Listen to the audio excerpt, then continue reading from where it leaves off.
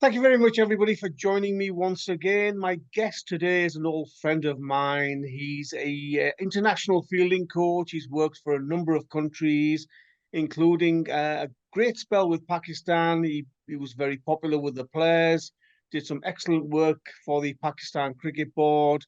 And as I say, he's worked around the world for various franchises, including Quetta Gladiators, West Indies cricket.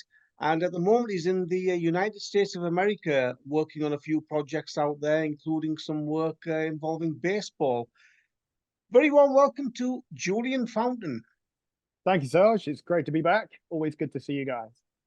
Nice to see you, Julien. Probably a bit warmer where you are than where I am, but It, I'm not it is jealous. it is a little bit warmer, although we've got tornado warnings at the moment, so Oh, wow. swings Yeah. and roundabouts. Julien, where else to start than Pakistan's fielding, our favourite topic? And I want to ask you the question that I think is on the minds and lips of every Pakistani fan at the moment. Why is Pakistan's fielding so rubbish? Well, that's a very deep question, Saj. I think to call it rubbish might be a bit harsh. I think it comes down to a number of factors. It's not a black or white kind of answer. Um, I mean, every international team obviously works very hard on their fielding. Pakistan are no different. I know they work super hard on fielding. Um, I think though to sort of understand, because obviously your question would be, why on earth do we drop catches? Um, and it's a little bit more complex than just, oh, they can't catch, or oh, they can't field. There's a lot more to it, and you have to understand all the different factors involved. So, for example, you can take any of those players and run a catching practice, and I guarantee that they will catch 95 to 100% of catches. They will catch pretty much everything. And so, yes, there may be some technical issues. However, it comes down to, I mean, I'm sure you've heard the phrase, when famous cricketers, famous coaches, they always say cricket is a very much a mental game. And I think test matches, above all, are supremely mental. It's a huge, huge mental undertaking. Um, and I think the best way to sort of sum it up would be the same process that you go through as a batter, i.e., you have to be able to switch your concentration on for a short period of time, be completely 100% committed to that ball at that moment, and understand all the different technical elements that might be required of you. So you have to turn that on in your brain. You have to be physically ready, and then you obviously have to execute if needed or not. And then you have to be able to switch it off so you don't get overloaded with fatigue. No humans, you can't concentrate solidly for a 2-hour session. You have to be able to switch it on and off. And in the same way, if you talk to any elite batter, they will tell you they don't concentrate from the moment they step out over the line, over the rope, to the moment they step back off the rope. They do it in bites. It's in small chunks, and they'll turn that concentration on.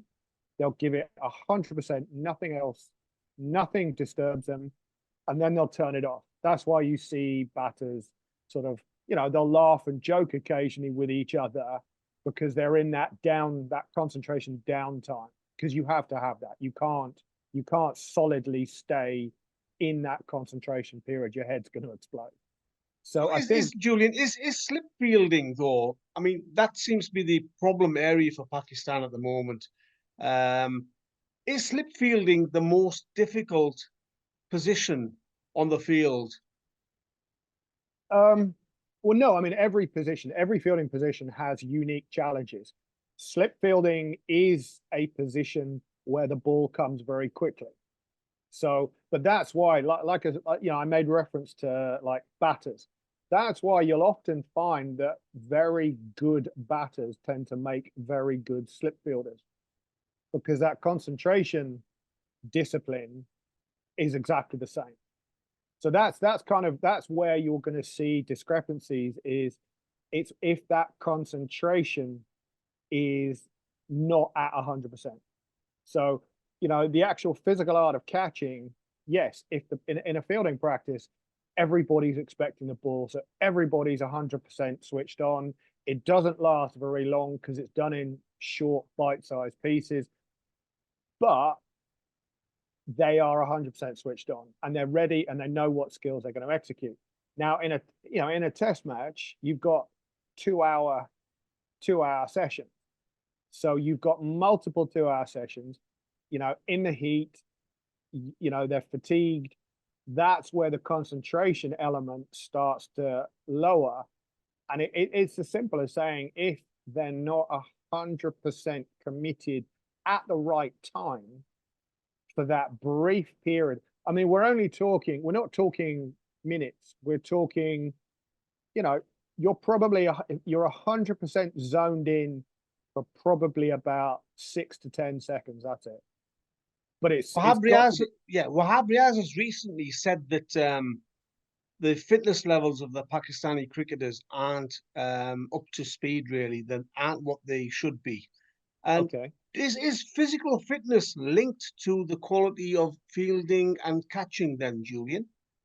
Okay. Yes, it is linked to the quality of fielding and catching, but more importantly, it will be linked to the concentration.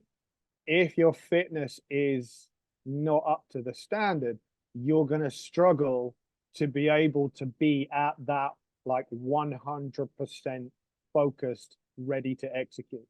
So, you know, and like I said, in a fielding practice, yes, physically they might be able to do it because they're expecting the ball. If they're concentrating, if they've got that focus, that brief few seconds of focus, if they're able to do that, it's a lot easier. That's where it's super key. That's basically the be all and end all, especially in the slips where the ball comes very, very quickly. You have zero time to react. So you need to be at 100%. Like nothing else matters. If you're only at 70% concentrating, you may still catch the ball, but you're making it harder on yourself. It's like if you're only 70% ready for a bowled ball. Do you know what I mean? It's exactly the same as batting. If you are not completely zoned in at that precise moment or in the few seconds leading up to that precise moment, your brain is not going to be ready. Your body's not going to be ready because you're just not going to be mentally in the right place and you're not going to be able to react. It's going to be more of a shock. So So that's how why. can that be improved, Julian, then? I mean, we've seen Abdullah Shafiq drop some absolute sitters in the slips. They're working hard. They've always worked hard from what you're saying. It's just the concentration levels are probably not up to what they should be. How can guys like Abdullah Shafiq improve? Is it technical issues? Because I'm remembering Mark Waugh's commentary where he said his hands were like the jaws of an crocodile, the way he went towards the ball. Well, again, that's going to be, like I said, it's a combination of technique and concentration. If you're not completely ready, then your technique might be a little offset because you're reacting to this thing coming at you when you should be expecting it. If you're not expecting it, it's a shock. You do silly things. So, I mean, how do you train for concentration? It's a discipline thing. It is literally, it's a boring discipline thing that, you know, they need to be aware that at a given point in time, you know, it isn't, I mean, I'll express it to you like this. It isn't even, they don't even need to be concentrating as the bowler starts his run up. They don't even need to be in position as he starts his run up. But there needs to be a point in that run up where everybody, keeper, slip cordon, gully, whatever, where everybody zone in, and they zone in mentally, they zone in physically, they're ready, they're on 100% alert, and then it happens or it doesn't happen, and then they can switch off. When you were So fielding coach, Julian, Steve yeah, Rickson was the fielding coach. Standards seemed to improve. The general perception was that Pakistan's fielding improved. What did you do differently, and what did you do to get the best out of these guys? well, I mean, it's like I said, it's a combination of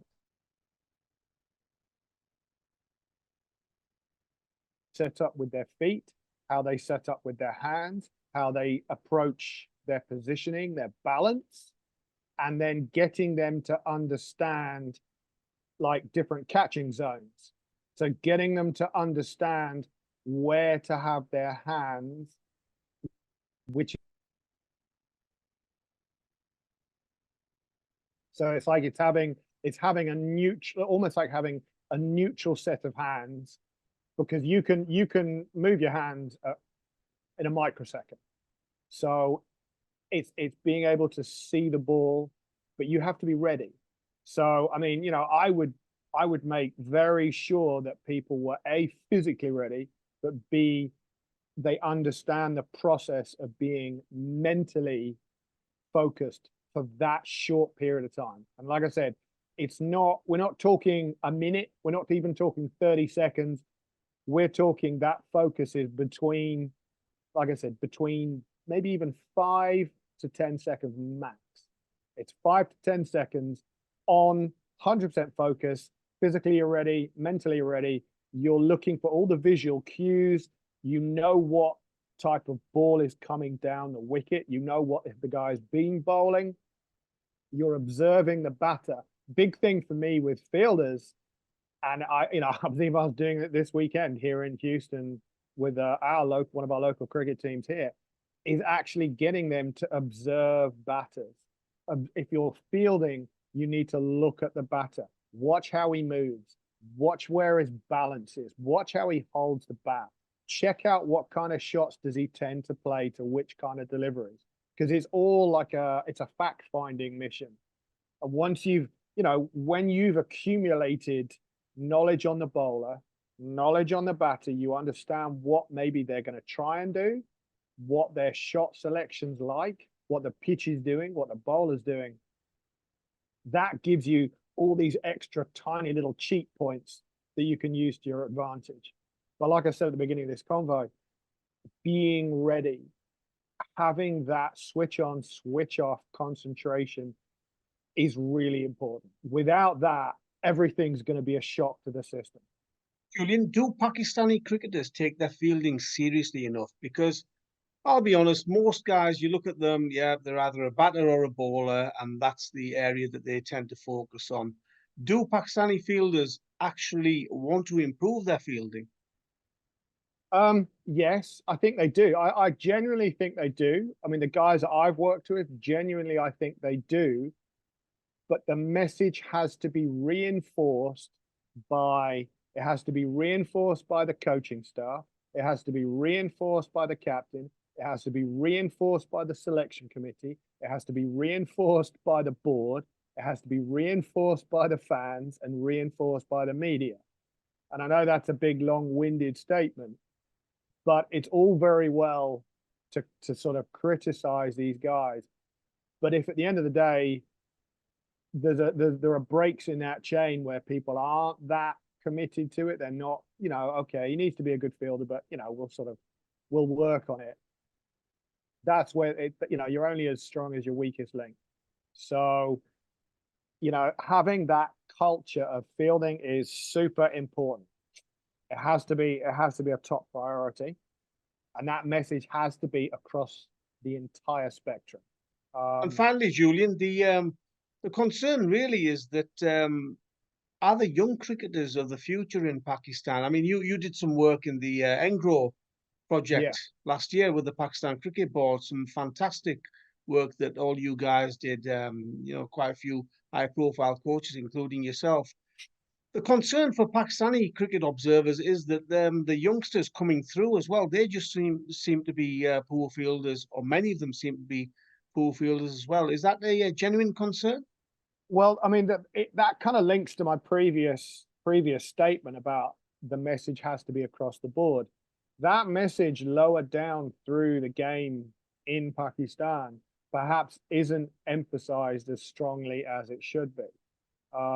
You know, you have to expect high standards from whether it's an under 12, an under 16, an under 19, whether it's a young pro, you have that standard, that expectation has to be there. But along with that expectation,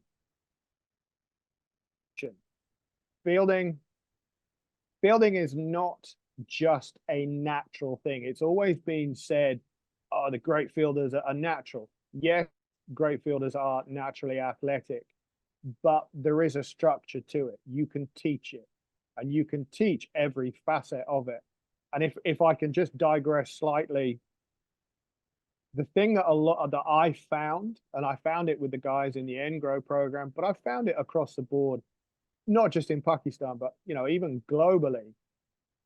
Sometimes even elite cricketers, and it comes back to the switch on method of concentration. They're not specifically aware of the fielding process, when it starts, what happens, what the expectation is of you, and what you do next. So to give you to broaden that, you split fielding down basically into 3 phases.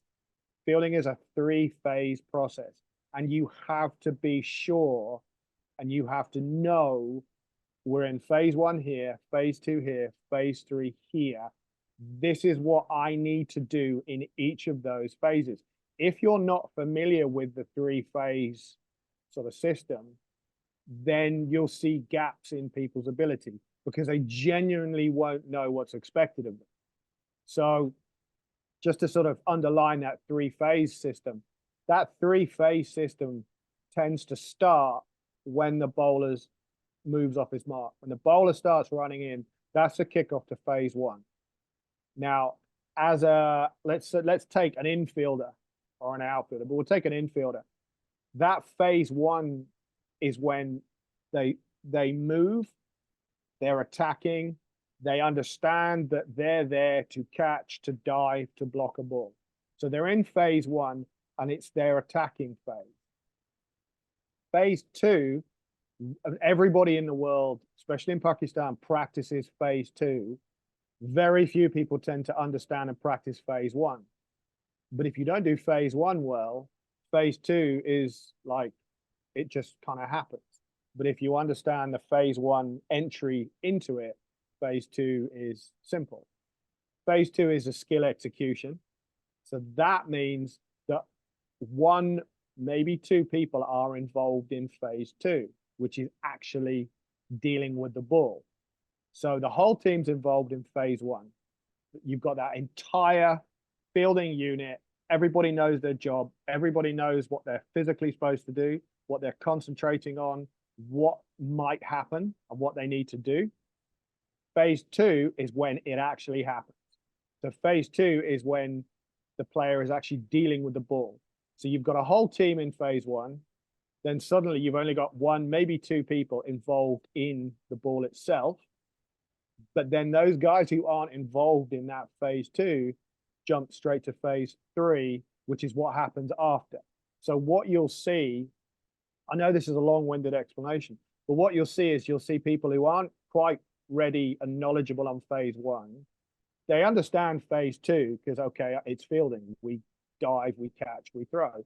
But then because they're not familiar with what happens phase 3, then it starts to fall apart again because people aren't ready, people aren't backing up, people aren't covering the stumps, people aren't getting ready to relay throw. Do you see what I mean? So the 3 phases are all linked together, and you've got to be sure you understand 1, 2, 3, who's doing it.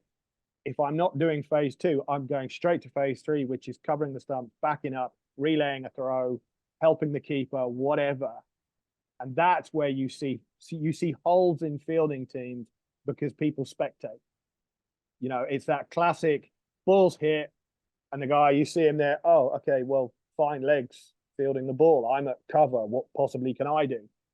And my big mantra with a fielding unit, and I did this with Pakistan, is nobody is a spectator. That everybody has a job to do. So you've got 11 people on the field involved. Every single ball, yes, one guy might be the guy with the ball, but the other 10 are still involved in what happens next.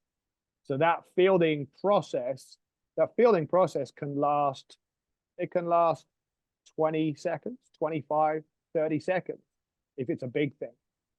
Do you know what I mean? But Yeah, I yeah. know, you know, but you have to be completely comfortable with phase one job, phase two job, phase three job.